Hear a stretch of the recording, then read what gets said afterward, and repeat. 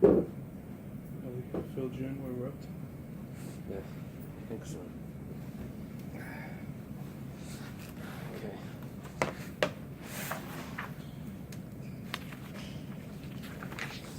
So the Bais 92. 92. B.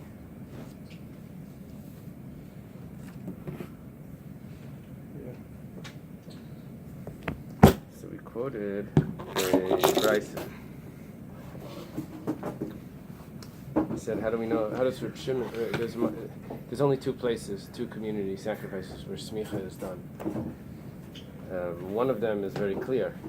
It's on the Sor LaAzazel. The problem is that Rabbi Yehuda holds that Reb Shimon holds that that's not counted as one of the two. The other one is good morning, is the Par Helen Dover, when the community sinned. So the Machlekes Reb Shimon and Rabbi Yehuda was if the Sor of Avodah Zarah. See, it's interesting. The Sor of Avodah Zarah, there's a goat. If the community worships Avodah Zarah in a way that the Beis Din thought that would be acceptable, or a certain type of service. It's in Parsha Shlach, and the question is, it doesn't mention that they should put their hands on the animal to lean on it before. So we asked, Reb Shimon holds that Seir Avodah comes by Smicha Minalan. How does Reb Shimon know that this goat of Avodah Zarah requires Smicha? So Nafka, it's about 3 lines up from the white lines. It's just to be able to start at the beginning. Where are you, Tzadik? Tzadik Bais. Tzadik Bais. Ahmed Bais. So he says, Samach Yad al Reish Asar. This is Samach Yad al Reish Asar.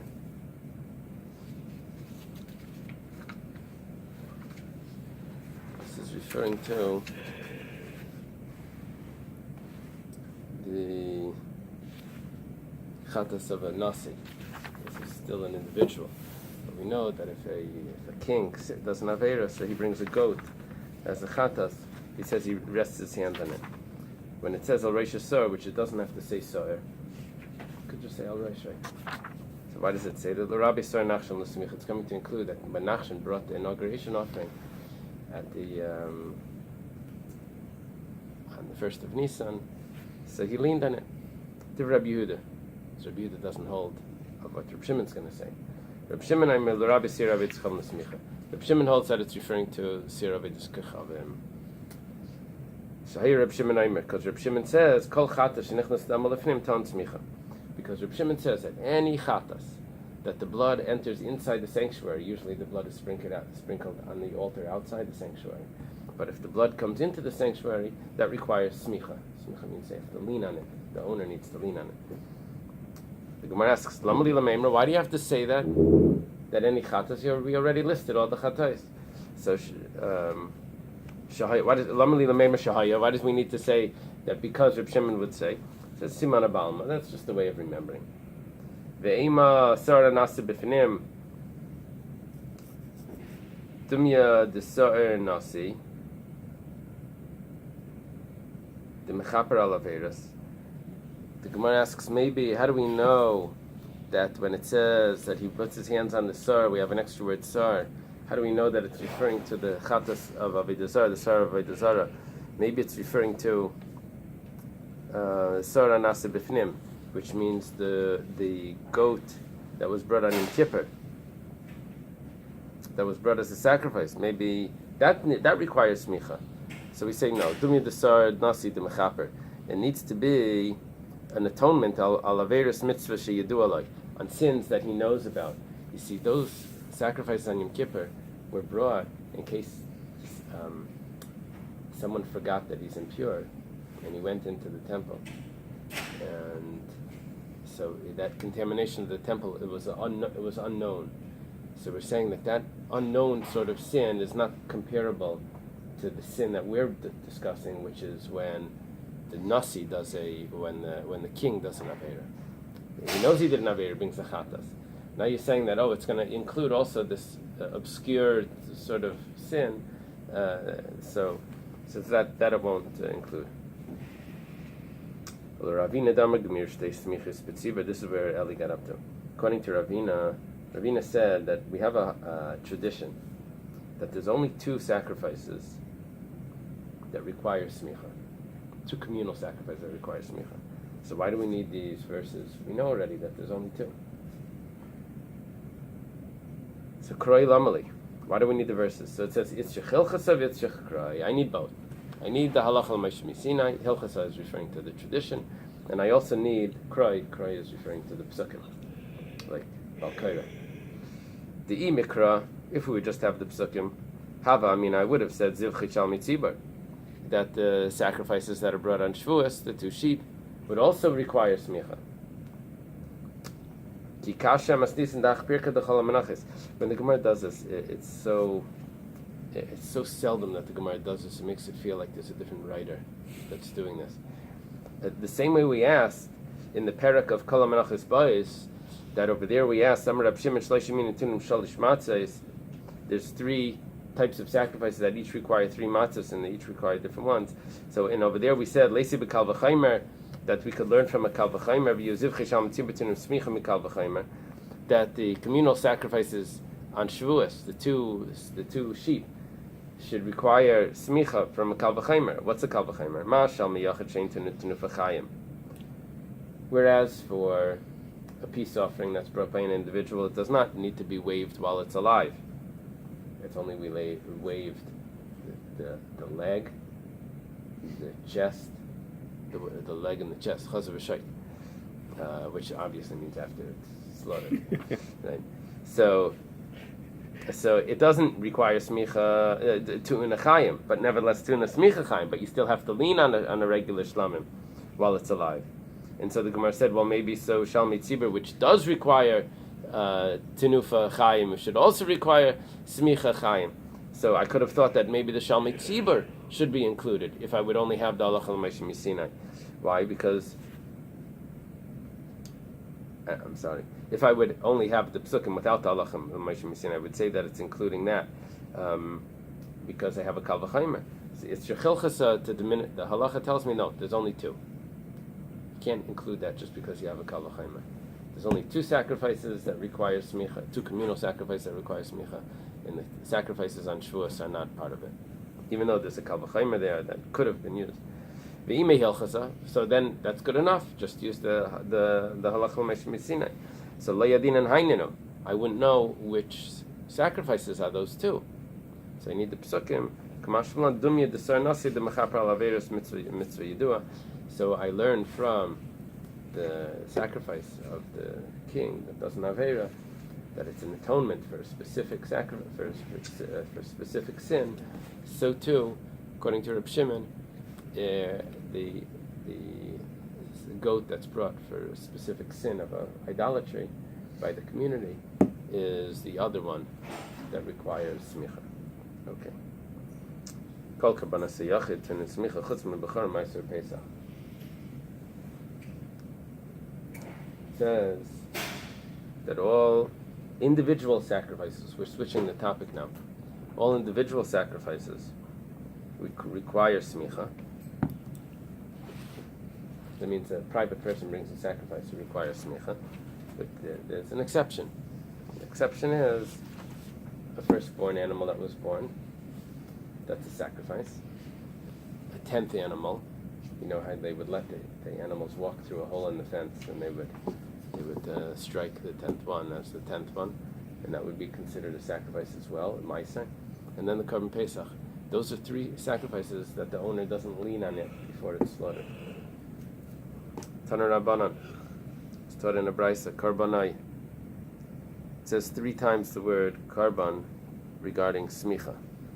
We're going to learn from these 3 times 3 exclusions. Karbanai v'lei habechar. First of all, it's excluding the firstborn animal.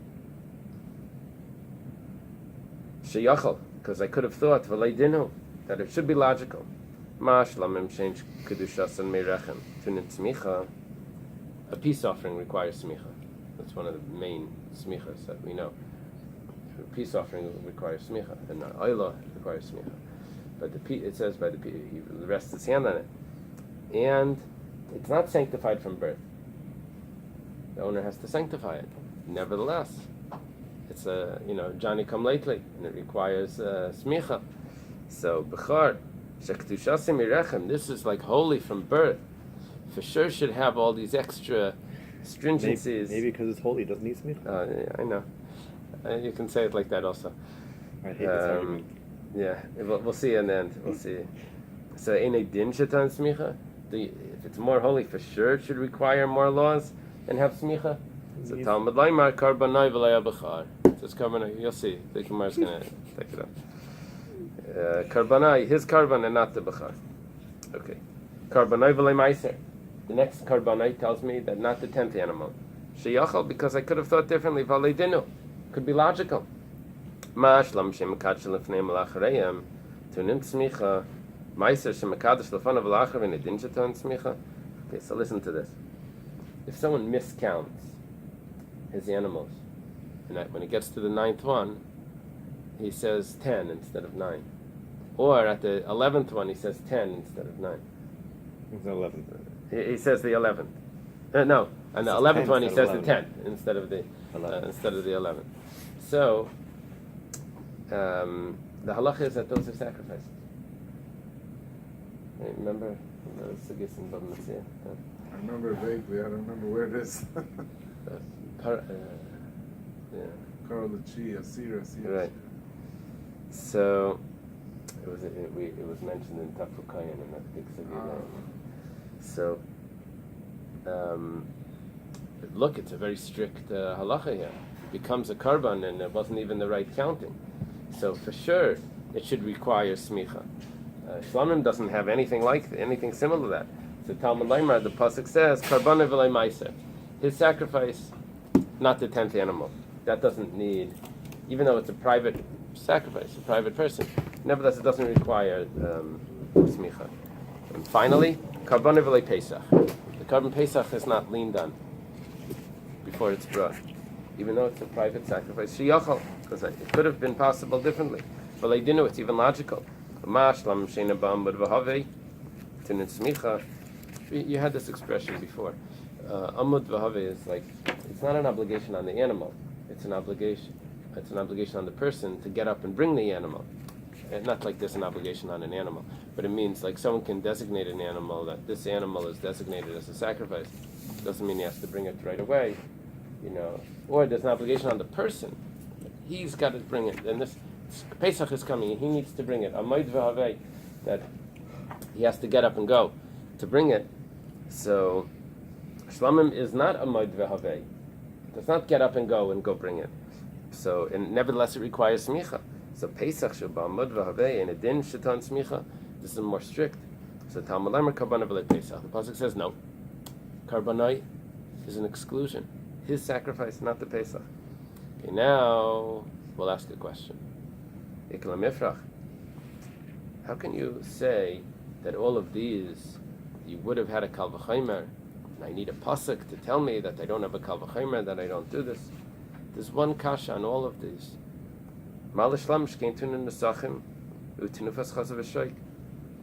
Shlamim is more strict. Shlamim has nesachim. Those three don't have nesachim. You don't have the flour, water, and by those three. That's what we had in the Mishnah last week. And you also shlamim, you wave the chest and the thigh, and you don't do it to those. So why do I need these psukim to tell me that I would have had a kal v'chomer? You don't have no kal v'chomer. Kal v'chomer is when you have, if a weak person can lift 10 pounds, a strong person for sure could. So we were saying, if shlamim requires smicha, so for sure, meiser, pesach, and bechar, as if those are much stronger, and they for sure should. Turns out that shlamim is really the stronger one, and those are the weaker ones. So you have no proof that it requires, and we don't need a pasuk to say that you don't. So Gemara says, "Kroyas machta b'alma." The psukim are not really telling me that. The psukim are just there to help me remember that there are certain things that are being excluded. Ela kroi, okay, that's cute, but kroi, the psukim lamali, what do I need them for? If originally you said that they were extra, now you're saying that they're not needed and they're just there to help you remember. So why do I need the psukim? So it says, Karbanai v'lei karban chaveirai. You only lean on your own karban. Karbanai v'lei karbanai v'tkechavim. If a guy sends a sacrifice, you don't lean on, no one leans on that sacrifice. Karbanai l'rabis kol bali karban l'smicha. If people bring sacrifice as a group, they all need to lean on it. Okay. What's the problem? I need a pasuk to tell me I don't lean on my friend's carbon. Oh. Well, You're a chassid, of course you're going to lean on it. You're shliach. yeah, That's you have to it. understand Your friend made you a shliach to bring his we're carbon going for to see him. about the shliach as well. But even if the chiddush, even by a shliach, you're not going to. If there's a mitzvah of smicha and you don't want to travel to the temple, you just want to send your sacrifice, will you be allowed to send it without? You can't do that. It makes a huge issue politically for people that weren't living close to the temple, and of course the people in charge of the temple wanted everyone to show up, the Sanhedrin, because as the communities get larger and they become more, self-sufficient or whatever, and they say, oh, we don't need the Bais. No, you have to come to the temple to make sure you hear the Kohen Gadol and to bring your sacrifices and this. It makes it all. And then we say that you can't do smicha on your friend's karban. So it adds another thing to this. You follow? You have to bring your own karban to do your own smicha. There is one machlekes. All these rules were basically. Yeah, we're going to take it for smicha shvita. But there's one. The earliest machlekes was about smicha and Yom Tov. Smicha was a big deal. That's machlekes that lasted 6 generations. It's the first machlekes that we have recorded, and it may be associated with this also. If you don't do smicha and Yom Tov, then maybe people can send it without coming, and then you don't have to do smicha anyway because it's Yom Tov. And if you do have to do smicha, so there's things that we don't think about because we're just learning the ritual part, but there could be other things that are. They have breakaway shows. Yeah, breakaway shells. Yeah, it's an old story. Actually, the last Gemara in Menachos is a breakaway temple. Yeah. Okay. Nothing changes, right?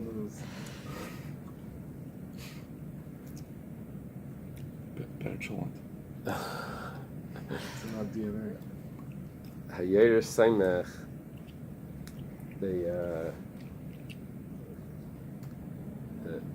importance of studying history is that it's all the same. It's just it's the names change, but everything is the same.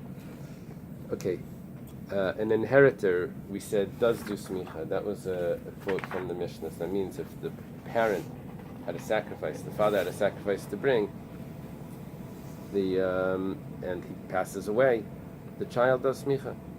And not only that, but he even brings the nesachim along. And the child's considered the owner of the sacrifice to the extent that he can there's a prohibition of exchanging one sacrifice for another. But if the child does that, it actually takes effect, just like as if he was the original owner. Okay. So Tani Rav Chananya Kamei de Rava. Rav Chananya teaches in front of Rava, teaches a brisa. Yerush and a Seimech, Yerush and a Meimer. That a Yerush does not do smicha. Yerush is an inheritor.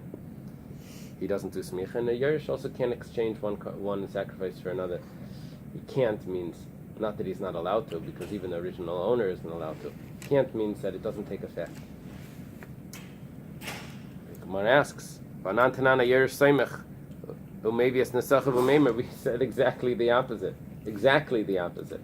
That an inheritor does lean on the animal, and he can exchange one for not that he's allowed to, but it does take effect, and he even brings nesachim. So Amar Lei, Rabbi Chananya tells to Rabbi, Ibchai, should I should I change the brisa, like amend it and take out the word not and put in the word yes? So amalei loy. You take out the word masni, or take out one of the words here. Leit tricha. No, you add in the word tricha. Leit tricha. It's not necessary to do that. Masnisin mani Rabbi Yehudi. Who is our Mishnah? Our Mishnah is Rabbi Yehuda. The Tanya was taught in a brisa. Yoyer Saimach Yerush Meimer. Inheritor does do smicha. An inheritor can exchange one animal for another. Not can, but it takes effect. Is able to. Can, as in may I or can I, right? Can. Right? They haven't done that to us in school in a while. Rabbi Yehuda Eimer, Yerush Eina Saimach, Yerush Eina Meimer. Rabbi Yehuda says, no, a Yerush cannot do smicha, and he cannot exchange one for another. Okay, so the brisa is Rabbi Yehuda. You don't have to adjust the brisa, it's just a different opinion. My time at the Rabbi Yehuda, what's the reason for Rabbi Yehuda? So it says, Karbanai.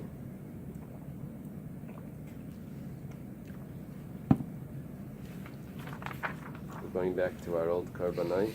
No.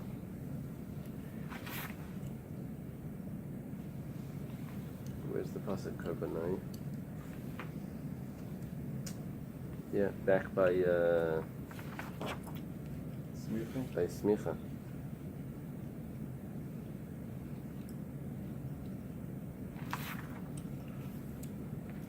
So we used these karbanos already. We said this already. Karbanai v'lei karbanaviv. Rabbi Yehuda holds exactly the same thing. We're going to have a problem soon. You just said you used the karbanai not for a guy and not for someone else. Rabbi Yehuda does it differently. He says karbanai v'lei karbanaviv, that you don't do smicha on the father's karban. Okay, but what about tamura? Exchanging it. So Rabbi Yehuda says v'yalef tchilas hektish misayf hektish. There's a process here.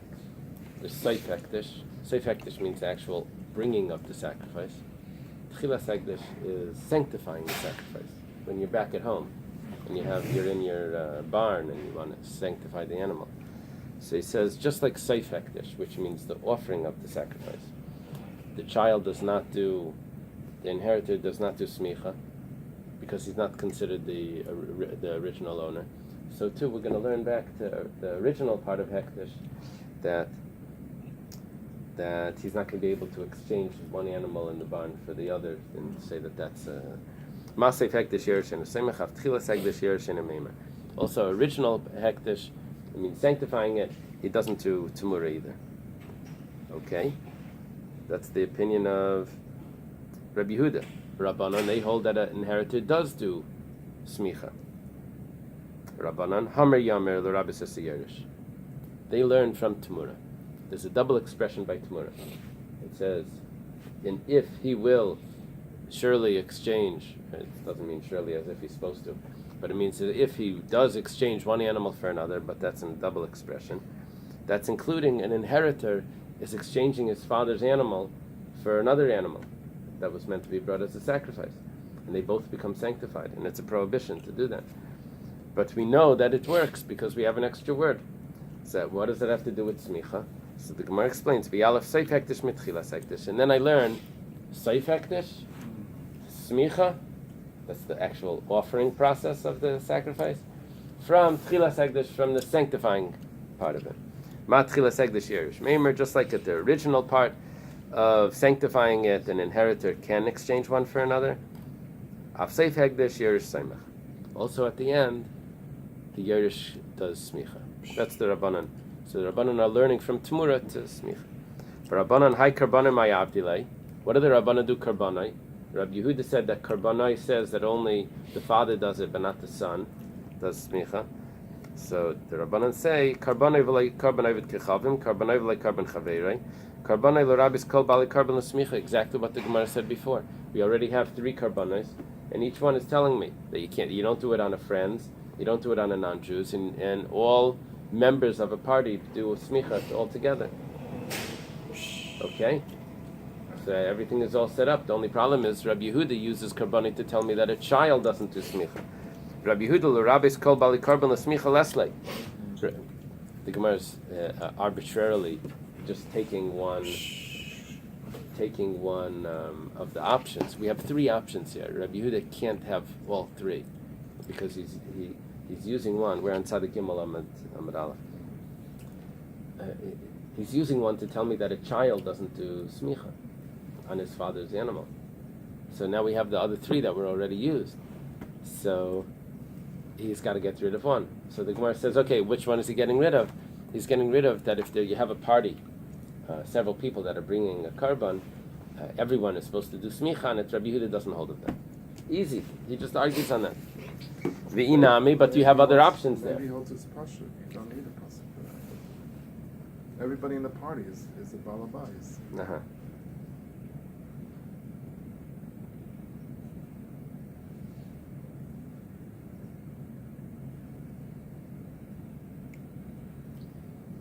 I don't know the answer.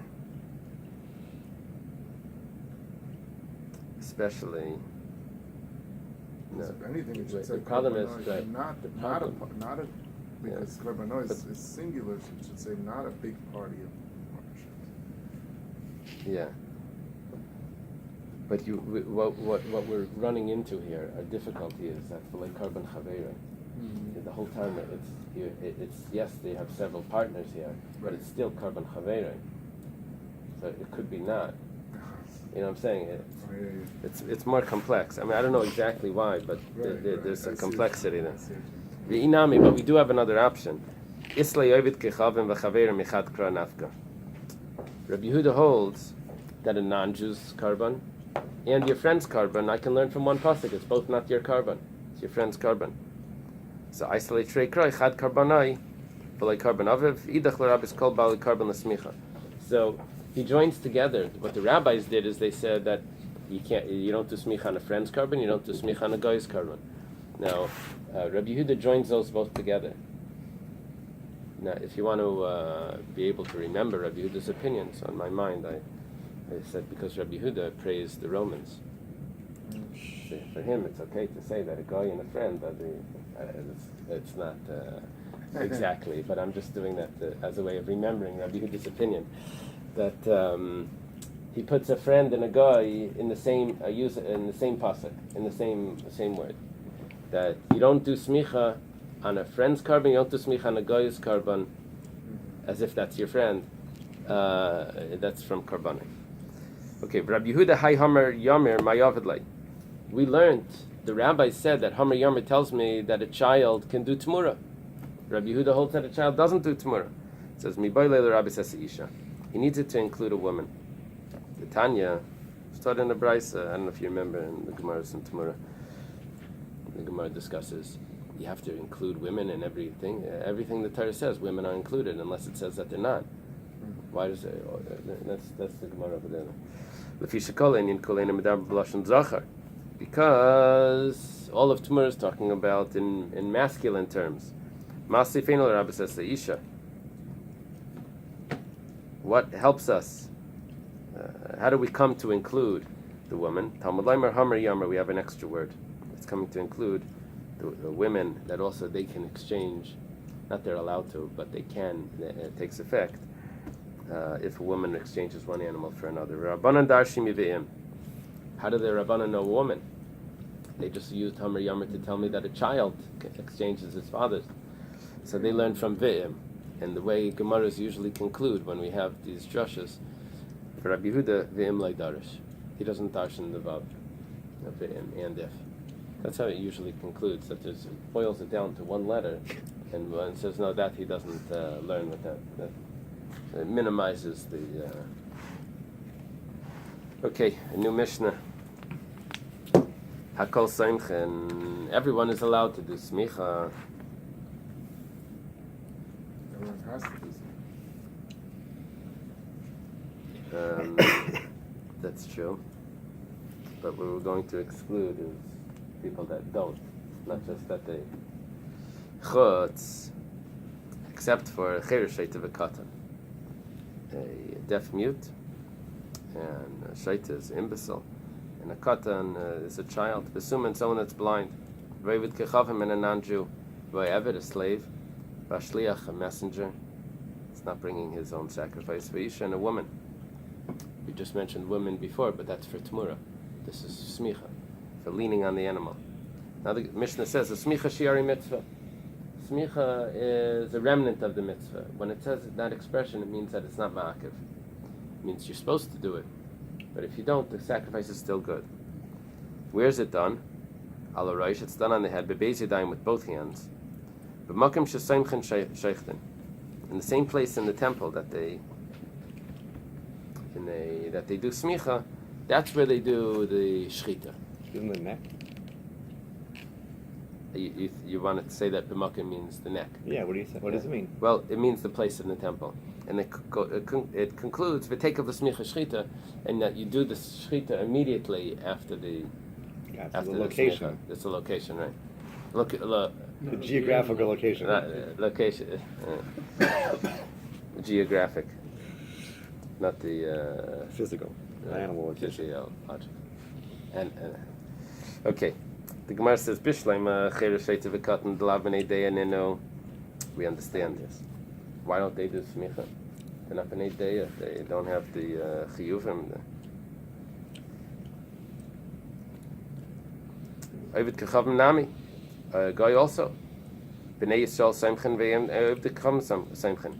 In the pasuk it says, Dabrel B'nei Yisrael. The B'nei Yisrael do the smicha, but not a guy. Interesting that it has to do that. It just told me the children are not B'nei Deya. They're not. What does that mean? That they're not mechuyev. It has to tell me a special pasuk to exclude a guy. It's interesting.